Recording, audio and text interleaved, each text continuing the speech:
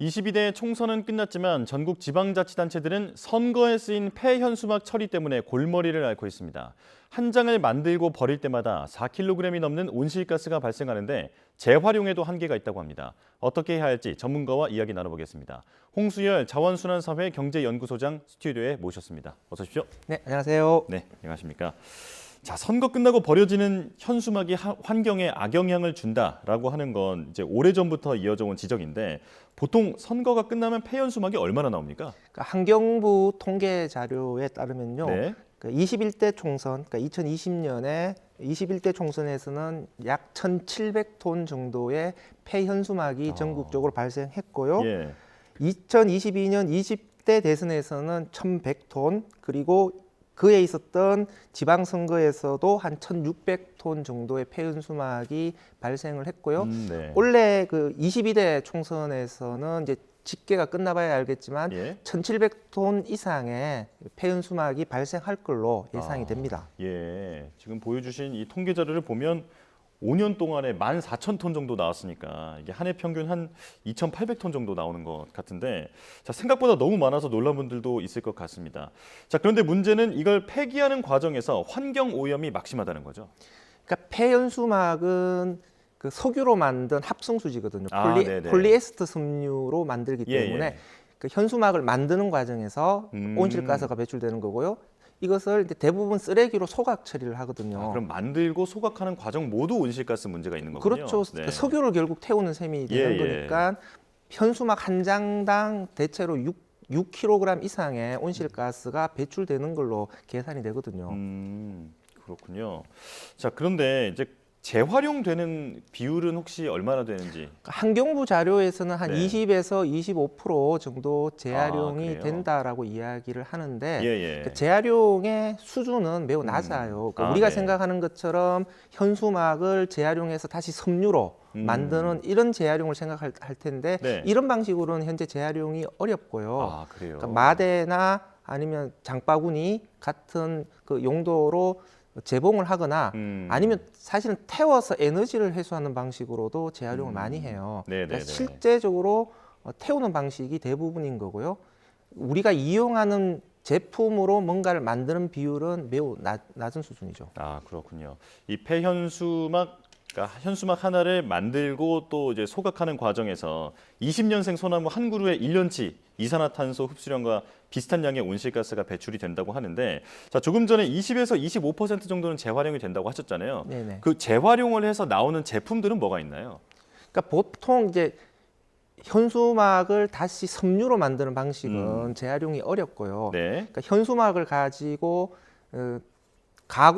재단을 해야 되는 건데요. 그러니까 장바구니 같은 가방을 만들거나 아니면은 재활용품이나 여러 가지 좀 제품을 담는 그 좀 저급한 용도의 마대로 제작을 하는데요.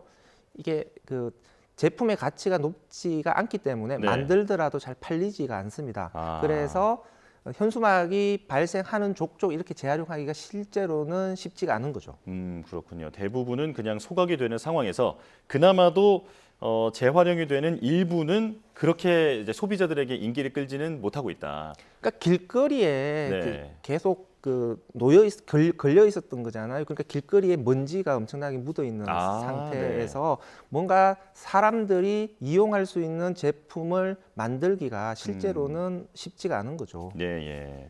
자, 그러니까 다른 어떤 마대나 지금 그렇게 어떤 에코백 같은 걸로 이제 만들어진다고 말씀해 주셨는데 이게 다른 일반 제품들에 비해서 뭐 경쟁력이 있는 것도 아니다 보니까 조금 시장에서도 외면을 받고 있는 것 같습니다. 자, 그런가 하면 이게 건강에 대한 안전성 우려도 있다면서요? 그러니까 사실은 소비자들이 사용하는 장바구니 같은 에코백의 경우에는 접촉을 하잖아요. 그런데 현수막의 경우에는 잉크도 인쇄가 되어 있는 것들이고 그다음에 길거리에서 먼지 등에 노출되어 있기 때문에 실제 소비자들이 접촉하는 용도의 장바구니로 사용하는 것이 저는 적절하지는 않다라고 생각을 합니다. 그 만약에 사용을 하려면은 이제 세척 등의 과정을 거쳐야 되는데 예. 그 과정에서도 엄청나게 많은 폐수들이 발생을 하는 거거든요. 예, 그렇군요. 자, 그렇다면 아예 처음부터 조금 더 친환경적인 현수막을 만들면 안 되는 겁니까? 재사용 현수막이라는 개념이 나오기는 했었는데요. 네. 그러니까 현수막 위에 필름을 입혀서 인쇄를 하고 그 지워서 네. 다시 재사용할 수 있는 개념인데 실용성이 일단 높지는 않고요. 예, 그러니까 예. 현수막을 그 몇 년 동안 그러면 다시 보관을 할 거냐, 다음 선거 때까지. 그다음에 선관위에서 그런 방식으로 현수막을 이용하는 것은 좀 불법이다, 위법이다 이렇게 판정을 내렸기 때문에 네. 실제로는 사용이 되고 있지 못하고요. 여전히 우리가 보는 방식과 같은 한 번 걸고 버리는. 쓰레기로 버리는 일회용 네. 현수막이 대세를 차지하고 있죠. 그렇군요. 그러니까 현재로서는 사용을 줄이는 게 답이다. 이렇게 볼 수 있을 것 같은데 현수막의 문제점이 또 있습니다. 이게 주로 차량 통행이 많고 사람도 많이 다니는 곳에 걸다 보니까 그 보행자들의 안전에도 좀 우려가 되거든요. 그러니까 안전이 필요한 그 영역들이 있는 거잖아요. 어린이 보호구역이라든지 예. 소방차, 주정차 지역 같은 경우에는 시야를 가리면 안 되니까 네. 5개 광고물법상에서는 현수막을 게시를 할 수가 없고요. 예. 현수막을 게시하더라도 2.5m 이상 높이 시야를 가리지 않는 보행자의 시야를 확보하는 수준으로 예. 게시를 하도록 기준이 되어 있는데 공직선거법상에서 선거 기간 동안에 게시하는 현수막에 대해서는 그런 기준이 적용이 되지 않습니다. 아, 그래요. 그러니까 어린이 보호구역에서는 30km 이상 주행을 못 하잖아요. 그렇죠. 차들이 천천히 가잖아요. 예. 그러니까 그쪽이 오히려 현수막을 더 보기 좋은 곳이다. 그러니까 명당이라고 생각해서 오히려 현수막을 더 걸고 있는 거죠. 아, 그렇군요. 이게 어린이 보호구역이 현수막 명당으로 여겨진다니까 참 아이들 사고가 더 걱정이 됩니다. 자, 그런가 하면 이번 선거에서는 또 유독 초대형 현수막이 많이 보이던데 이런 그 크기에 대한 규제는 없는 겁니까? 그러니까 2005년 공직선거법이 개정되면서 정당 사무실에 거는 현수막의 경우에는 크기 제한이 사라져 버렸어요. 그러다 보니까 선거가 진행되면 진행될수록 크기 경쟁이 벌어지게 되고요. 이번 선거에서는 뭐 15층 높이 건물 전체를 현수막으로 덮어버리거나 아니면 길이가 100m 이상 되는 현수막이 게시되거나 되는 이런 것들이 화제로 언론에 보도되기도 했는데요. 이런 경쟁들이 점점 더 심해지는 것 같습니다. 더 크게 더 잘 눈에 띄게 현수막을 걸어야 된다. 그러다 보니까 오히려 현수막 쓰레기 발생량이 더 늘어나는 추세로 가는 거죠. 그렇군요. 자, 그런데 선거가 끝나면 현수막이 또 붙더라고요. 패배했다 하더라도 감사했다, 또 승복한다라는 의미로 이런 현수막들을 많이 붙이던데 이게 한참 동안 걸려 있는 경우도 많이 봤습니다. 이거 설치한 사람이 다시 수거를 해야 하는 거 아닙니까? 그러니까 원래는 그 게시자가 철거를 해서 폐기물로 처리를 해줘야 되는데요. 사실 뭐 선거 떨어지고 나면은 걸고 나서 체념을 해버리잖아요. 그러니까 그러다 보니까 제때 기간에 맞춰서 철거를 하지 못하게 되고 그러니까 민원은 일어나게 되고 그러다 보니까 울며 겨자 먹기식으로 지자체들이 철거를 할 수밖에 없는 것이죠. 그러니까 결국은 공공의 부담으로 후보자들이 내건 현수막을 철거해서 쓰레기를 치워줘야 되는 상황이 발생을 하고 있어요. 아, 그렇군요. 수거 책임을 좀 더 분명히 해야 할 필요도 있어 보입니다.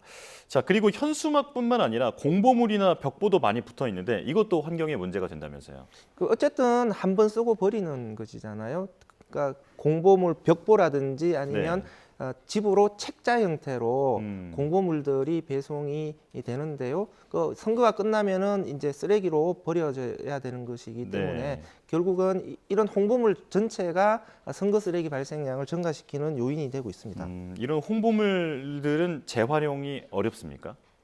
그러니까 종이이기 때문에 기본적으로는 폐지로는 재활용을 할 수가 있는데 만약에 공보물이 비닐로 코팅되어 있으면 코팅지라면 비닐로 코팅되어 있는 종이라면 그러니까 조금 더 선명하게 예쁘게 잘 보이려고 홍보물을 비닐 코팅한 용지를 사용을 했다면 그런 용지는 재활용이 어려워요. 원래 법으로 비닐 코팅한 홍보물은 금지시켜야 되는데 그런 걸 금지하는 법률 개정 법률안이 발의가 되어 있는데 아직 통과가 못 됐어요. 빨리 네. 공직선거법을 개정해서 친환경 공보물이 의무화되도록 할 필요가 있습니다. 네.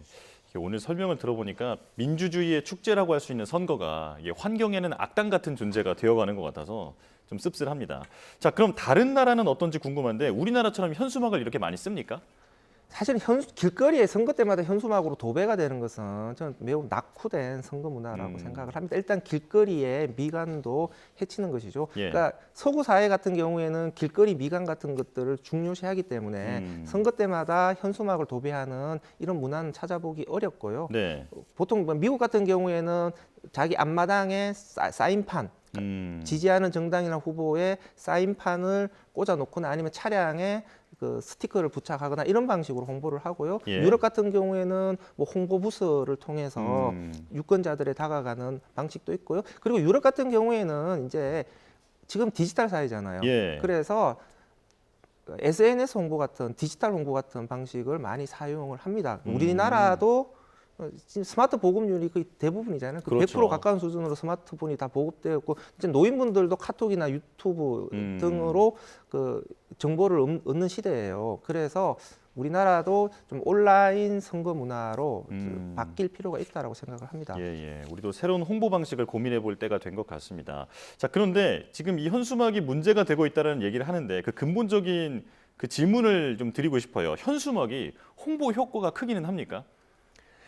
홍보 효과가 매우 클 것이다라는 생각을 정당이나 후보자들은 가지고 있죠. 그런 예. 강박관념이 있는데 예. 유권자의 시선으로 보게 되면은 현수막들이 난립을 하게 되는 거고 현수막의 그 짧은 문장이 결국 내리에 깊게 박히지는 않습니다. 그러니까 실제로는 유권자들에 대한 홍보 효과는 크지는 않습니다. 그거는 중앙선거관리위원회의 실제 조사에서도 나타난 바가 있습니다.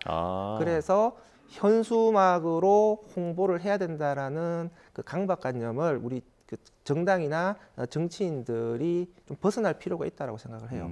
네. 자, 지금까지 해주신 말씀을 종합해 보면 이런 그 선거철 홍보물 문제가 법의 테두리 안에서 이루어지고 있는 게 또 문제다 이런 생각이 듭니다. 이제 고민할 지점이 있어 보입니다. 홍수열 자원순환사회 경제연구소장과 함께했습니다. 고맙습니다. 네, 감사합니다.